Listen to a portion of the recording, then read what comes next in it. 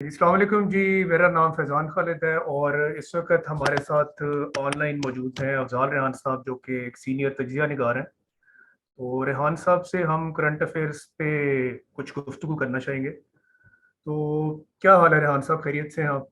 जी अल्हम्दुलिल्लाह, thank you Afsan साहब। जी रेहान साहब, इस वक्त इमरान खान साहब पाकिस्तान के सबसे पॉपुलर लीडर हैं और नौजवान नस्ल इनको बड़ा ज़्यादा पसंद करती है। लेकिन मैंने अक्सर देखा है कि आप इमरान खान साहब को कोई ख़ास पसंद नहीं करते। तो सबसे पहले तो हम जानना चाहेंगे कि इसकी क्या वजह है, आप क्यों इमरान खान को इतना पसंद नहीं करते? देखिए, पहली बात यह कि मुझे इससे भी शिकायत है कि पाकिस्तान का वो बड़ा पॉपुलर लीडर है। ऐसी बात नहीं है, क्योंकि अभी तक पॉपुलैरिटी को ऐसी साबित भी हुई स्वाइस के कि ये अभी कह सकते हैं कि वो अभी काफ़ी सीटों पे खड़े हुए था तो उसको कामयाबी मिली, या ये कह लें कि जो इनके मुनहरफ हुए थे उनकी सीटों पे जब इलेक्शन हुआ तो उसमें इसको वाकई सीटें मिली। जहाँ तक 18 का इलेक्शन है, 2018 का, तो वो मेरी नज़र में बिल्कुल वो ताकतवर लोगों ने इसको प्लेट में रख के इक़्तिदार दिया था, इसको जितवाया गया था। इसलिए मैं पहली बात इससे इख्तिलाफ़ करूँगा कि इमरान खान साहब बड़े पॉपुलर लीडर हैं। लेकिन मैं लेकिन सर, अगर आपकी इस बात से अगर हम देखें तो नहीं, मैं अगर हम देखें छोटी तो छोटी सी मैं बात कह लूं, लेकिन ये बात के नौजवानों में अच्छे खासे वो पॉपुलर हैं, इसमें इनकार करना भी ज्यादती है, गलत है। नौजवान तबका उसको बहुत पसंद करता है। और मेरा जी ख्याल है जब मैं भी कॉलेज में पढ़ता था तो अपने वो कमरों में मैंने इसकी पिक्चर लगाई हुई थी और मैं खुद भी बड़ा पसंद करता रहा एक ज़माने में। लेकिन जब मैंने इसका इंटरव्यू किया उधर भी, शौकत खाने में भी बिलखसूस, ये ज़माम पार्क वाले इसके घर में, ये काफ़ी पुरानी बात है, तो काफ़ी तफ़सीली मैंने इंटरव्यू वो किया। तो बहुत सारी चीज़ें जब इंसान किसी का इंटरव्यू करता है तो उसमें बहुत सारी चीज़ें वो ऐसी होती हैं, शख्सियत के जो पोशीदा गोशे होते हैं, बहुत सारी चीज़ें जो डार्क होती हैं, एरियाज़ में होती हैं, वो ब्राइट हो जाती हैं। तो सच्ची बात है कि मैं इसकी शख्सियत से बड़ा ही मायूस हुआ और मुझे बड़ा दुःख पहुँचा।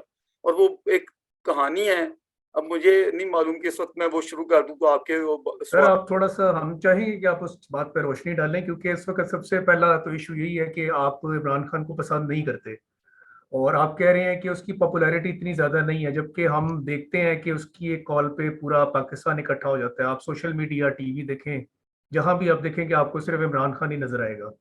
तो मैं आपकी इस बात से थोड़ा सा इख्तलाफ करता हूँ। मैं चाहूंगा कि आप बताएं कि क्या आपने ऐसा उसके बारे में बंद कमरे के इंटरव्यू में ऐसा क्या था जो इस वजह नहीं, से आप उसके खिलाफ, पहले आपका हीरो था नहीं, नहीं, और फिर अचानक आप उसके खिलाफ हो गए?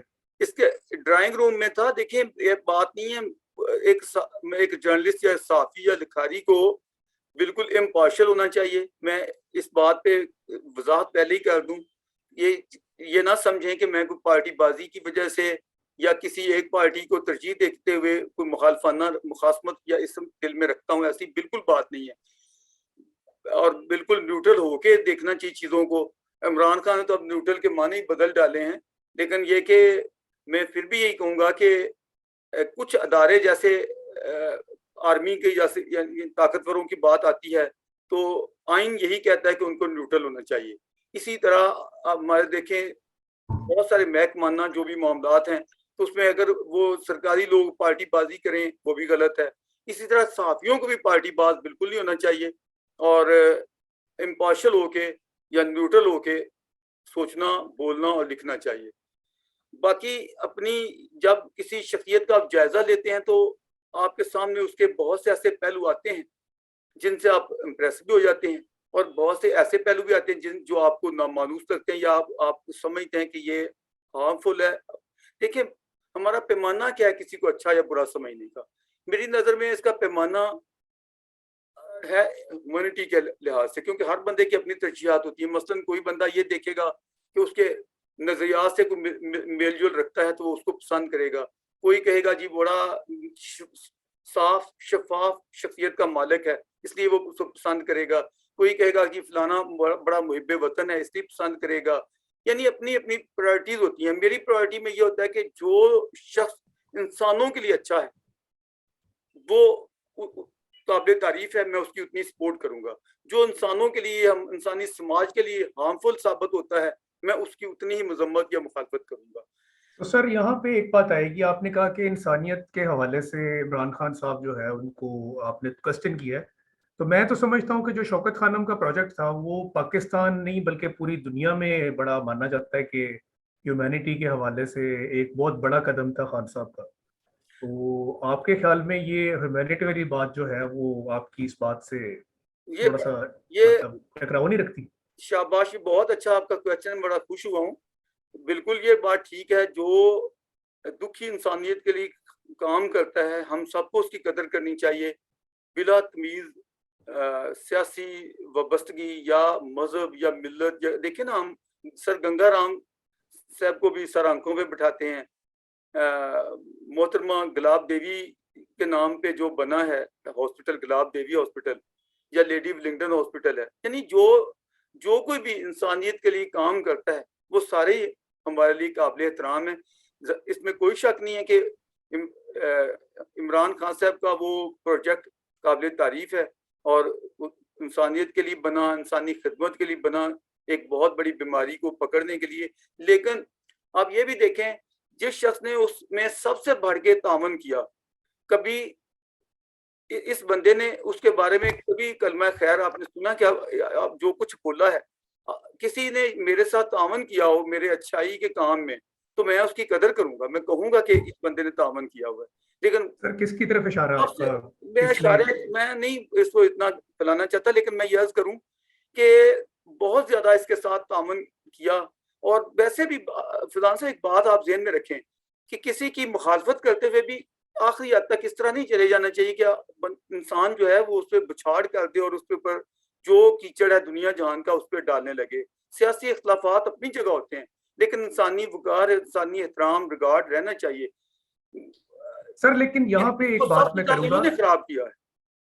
जी जी। सर देखिए, आपने कहा कि अपना जिन्होंने उसकी मदद की उसने उनका पास नहीं रखा। अब देखिए, अगर इस तरह होता है कि कोई इंसान मेरी मदद करता है और बाद में मुझे पता चलता है कि वो बंदा करप्ट है या ये उस बंदे का किरदार ठीक नहीं है या कोई भी ऐसा मामला जिसकी वजह से वो मुझे लगता है कि वो बंदा ठीक नहीं है और मुझे एक पब्लिक की मतलब अगर बात करें एक मैस लेवल की, तो उस लेवल पे उसके खिलाफ आवाज उठानी चाहिए।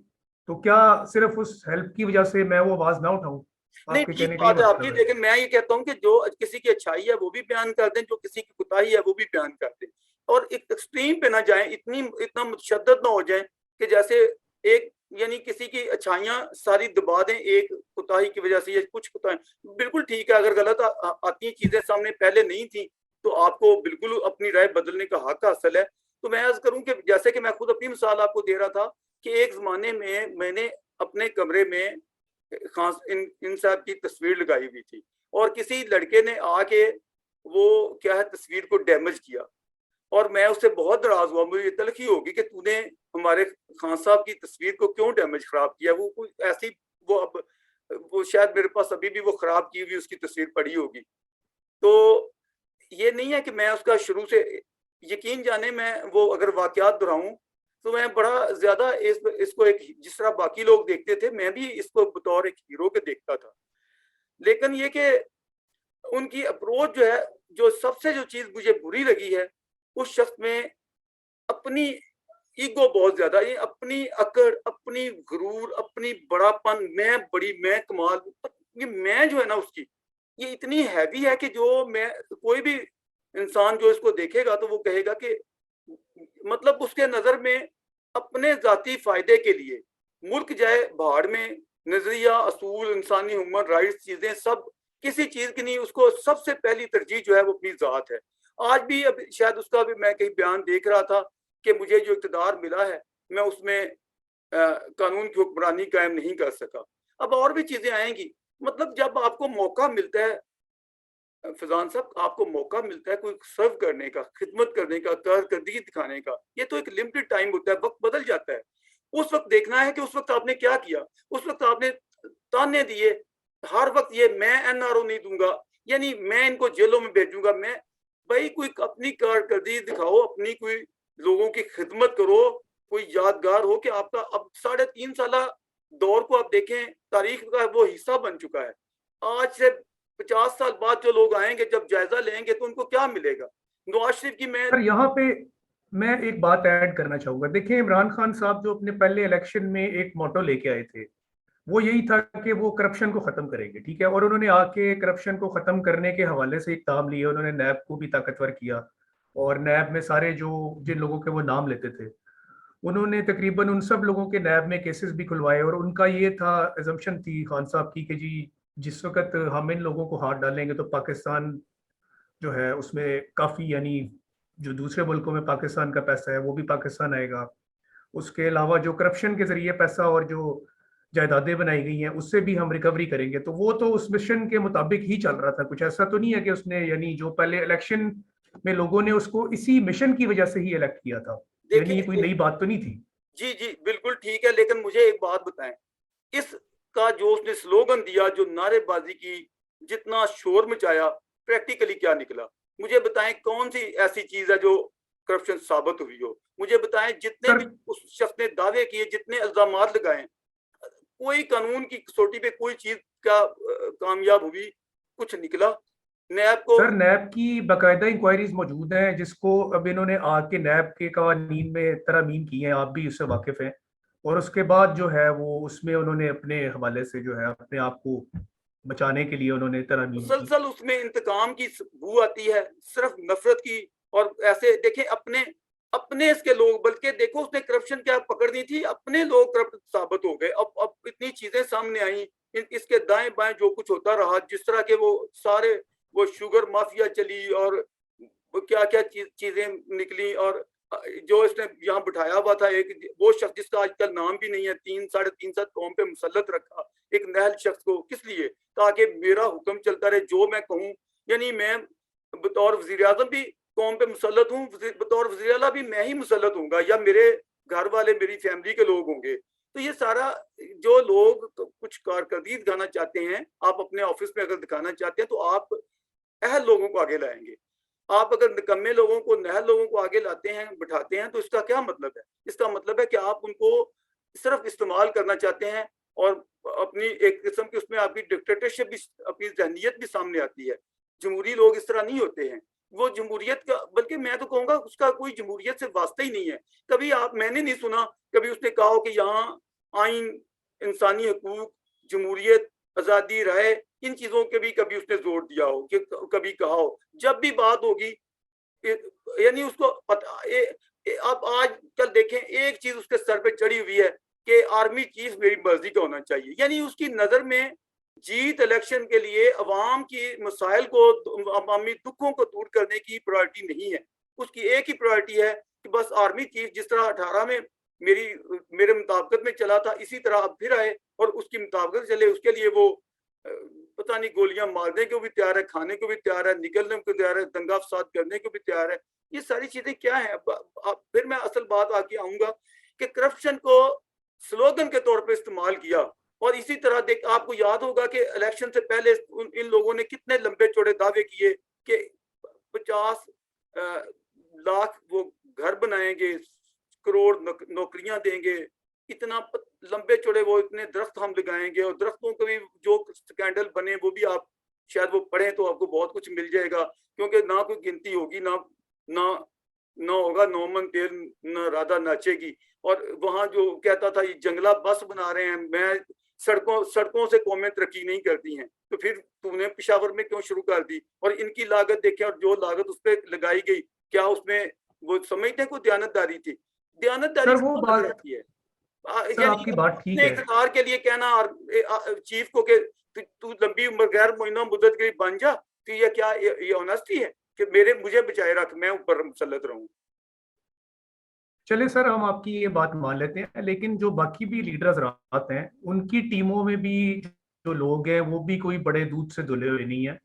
तो इमरान खान साहब जो है उनकी अपनी हद तक अगर बात करें तो मैं नहीं समझता ये तोशा खाने का मामला जरूर आया सामने। उसके अलावा कोई करप्शन का अगर आप कहें तो मैंने नहीं देखा कि कोई बहुत ज्यादा करप्शन। हाँ, उनकी टीम में जरूर होगा, लोग होता है इस तरह। एक घर में भी आपकी अपने फैमिली के बाकी लोगों पे भी कंट्रोल नहीं होता, पता नहीं, अभी तो तो लोग जो फॉरेन होते हैं फंडिंग वो का करप्शन केस, करते हैं, आपका नाम भी इस्तेमाल करते हैं।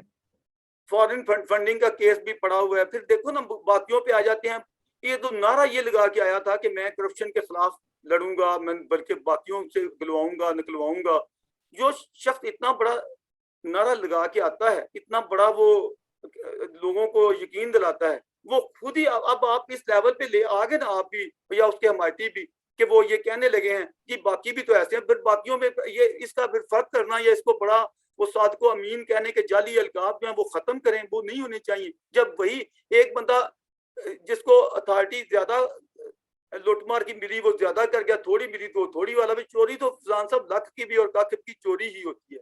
लिहाजा ये कहना कि ये छोटा चोर है वो बाकी बड़े चोर है, मैं इसको नहीं मानता। मैं इसको मानता हूँ कि मौके मिलने की बात है, जो छोटे जिसको छोटे मौके मिलते हैं अगर वो छोटी चोरी करता है तो इंशाल्लाह जब उसको बड़े मौके मिलते हैं तो वो उसमें भी कम नहीं होगा।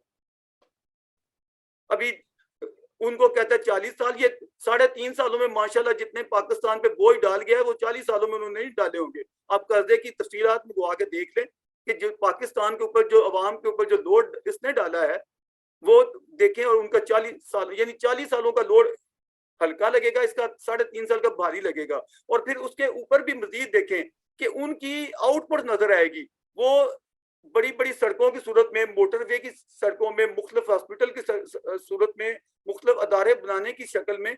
आप इनके दौर की मुझे 2-4 चीजें तो दिखा दे कि ये उन्होंने प्रोजेक्ट मुकम्मल भी किए हैं, बड़ा बहुत बड़ा काम किया। इनकी गवर्नमेंट ने कहा कि जिस वक्त हम इक़्तिदार में आए हैं उस वक्त सर्कुलर डेप्थ बहुत ज्यादा था, जिसकी वजह से हम आगे के प्रोजेक्ट्स के ऊपर काम नहीं कर सके और हमें पिछले सर्कुलर डेट्स को ही उतारना पड़ा। और उसके अंदर इनको बाकायदा इन्होंने काफी पहले क्लेम भी करते रहे कि हम आईएमएफ के पास नहीं जाएंगे, और बाद में फिर इनको आईएमएफ के पास भी जाना पड़ा, सिर्फ इस वजह से कि जो सर्कुलर डेट था पिछली गवर्नमेंट्स की वजह से वो इतना ज्यादा हो गया हुआ था कि वो इनकी मजबूरी बन गया।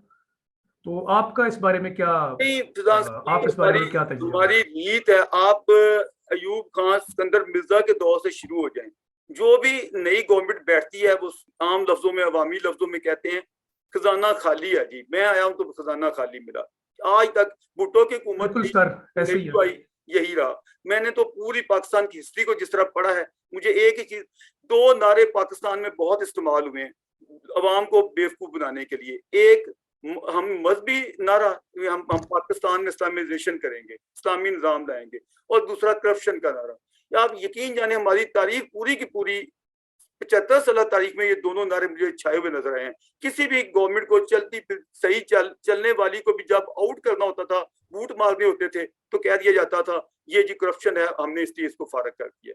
तो हालांकि वो जो ये कह रहे होते थे वो खुद बड़े करप्ट साबित होते थे। लिहाजा जब भी कोई इस तरह के 2 स्लोगन ये लगा के सामने आता है तो सारी साबका हिस्ट्री मेरे सामने आ जाती है, और मैं हमेशा ही कहता हूँ कि ये शख्स रॉन्ग नंबर है। यानी सर लेकिन आप 2-3 चीजें देखें ना। एक तो इन्होंने जो फॉरेन इन्वेस्टमेंट्स थी, जिसका ये कहते थे कि जी हम गैर मुल्की पाकिस्तानियों का पैसा पाकिस्तान में लेके आएंगे, उसके लिए इन्होंने रोशन डिजिटल अकाउंट्स भी बनाए, और आपको पता है मतलब बिलियंस ऑफ डॉलर्स उसके अंदर पाकिस्तान में आए भी हैं। कितने आए थे? और सर ये बिलियंस ऑफ मैं डॉलर्स थे। आपको बताऊं, ये इसमें भी बड़ी मुबालगाराई की इन्होंने वाकई ख्वाब यही दिखाए थे कि मैं आ जाऊंगा तो टूट के पैसा आएगा, बाहर जो जो समंदर पार पाकिस्तानी है वो ऐसे करेंगे।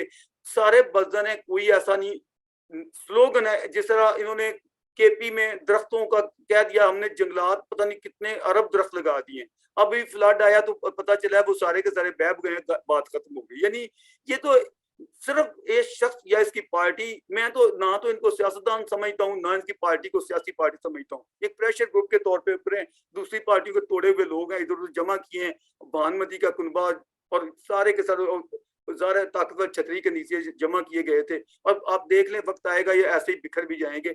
ये सारी बातें हैं जी, पॉपुलर तरीन लीडर, पॉपुलर तरीन पार्टी, ये सब सिर्फ नारेबाजी है। इनका सारा कोई मंशूर जो जी हमने किया, हमारा दस्तूर ये है, क्या चीजें हैं यार, हर चीज ही स्वाय लोगों को बेवकूफ बनाने को। हम अभी देखें, अभी आप, मैं अर्ज करूं छोटी सी, अभी देखें इन्होंने हमले का जो भी हुआ, चले ड्रामा ना भी कहा जाए, तो उसके अंदर इतने को झूठ है, एक बात को छुपाने के लिए दूसरे झूठ बोले जा रहे हैं, कभी कुछ कहा जा रहा है, कभी कुछ कहा जा रहा है। उसने उसने आपको पता, सीएन वाली खातून ने जो इंटरव्यू किया उसमें वो पूछती है कि आपने जो 3 नाम दिए हैं आपके पास इनका क्या प्रूफ है, कि कोई प्रूफ दें। तो वो आगे से प्रूफ देने के लिए तकरीर शुरू कर देता है, क्योंकि अवाम को भी वो यही सुनाता है तकरीर करके कि वो जी आप ये पस मंजर, वो कहती है, बात को टोकती है कि देखो मैंने जो बात पूछी है वो ये है कि आप इसका प्रूफ दें, आप इतने बड़ा यानी घिनौना इल्जाम लगा रहे हैं वज़ीर आज़म पे, आर्मी के एक रिस्पेक्टेबल ऑफिसर पे और वज़ीर दाखिला पे, तो आप इस पर क्या आपके पास प्रूफ क्या? तो फिर कहानी शुरू कर। अब देखो वो यहाँ तो अपने जो भी उनकी कौम है यानी नौजवानों की जो लफ्ज उसके लिए बोला जाता है, उनको तो चलो बेवकूफ बना लिया, या ये कि अपनी उसके जो मनपसंद जो उस तरह के हैं, मैं नाम नहीं लेता किसी का, जो एंकर उसने रखे हुए हैं, उनको इंटरव्यू देता है, वो सारे शामदी सवालात कर लेते हैं। तब बात तो तब है कोई मेरे जैसा इंटरव्यू करे उसे, या जैसे कि वो उसने सीएन वाली ने इंटरव्यू किया है, उसने सवालात उठाए हैं, एक सवाल उसको वो फेस नहीं कर सका।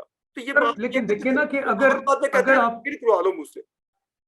सर वो देखिए उसकी वजह एक दो तीन चीजें वो कहता है। एक तो वो ये कहता है कि जी साफ ज़ाहिर है वो वज़ीर आज़म पाकिस्तान भी रह चुका है, इस सिस्टम का हिस्सा भी रह चुका है, और उसके अपने लोग भी सिस्टम में मौजूद हैं। इस बात से तो आप इनकार नहीं कर सकते। पाकिस्तान की अभी तो सिर्फ एफआईआर की हद तक, सर एक सेकंड मैं कह रहा हूं, अभी एफआईआर की हद तक उसने सिर्फ इन 3 लोगों को नामजद करवाने की कोशिश की है, जो कि नामजद भी नहीं हो पाए। हालांकि इस प्रोविंस के अंदर उनकी अपनी गवर्नमेंट थी, उसके बावजूद ये तीनों नामों को वो नामजद नहीं करवा सका। तो अभी ये बात तो बिल्कुल नहीं है कि उसने मतलब कहा है कि 100%। ये तो चाहता है बाइडन भी मुझसे पूछ के चले और क्राउन प्रिंस सऊदी अरब भी पूछ के चले।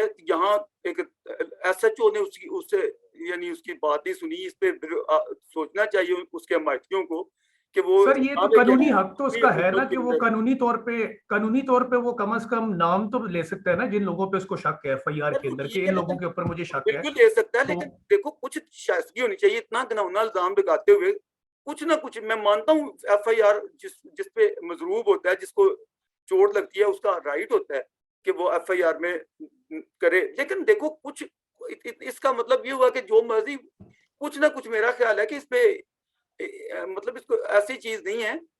आखिर कोई स्वाद कोई चीज कुछ ना कुछ तो कहा जाए तो सिर्फ नजर आता है प्रोपोगंडा करना, और आप उधम मचा दें किसी को, मजदूरों को यानी जलील करवाने के लिए सब कुछ करें, एंड पे कहें जी अच्छा बस वो सबूत नहीं मिल सके। तो लिहाजा कोई किसी पे ऊपर होना चाहिए, तो इतनी कानून में जान होनी चाहिए कि कुछ बेवजह तो नहीं किसी को यानी आपको कहीं कोई मसला बन जाए तो आप कहें जी ये हमारे यहाँ रूटीन था।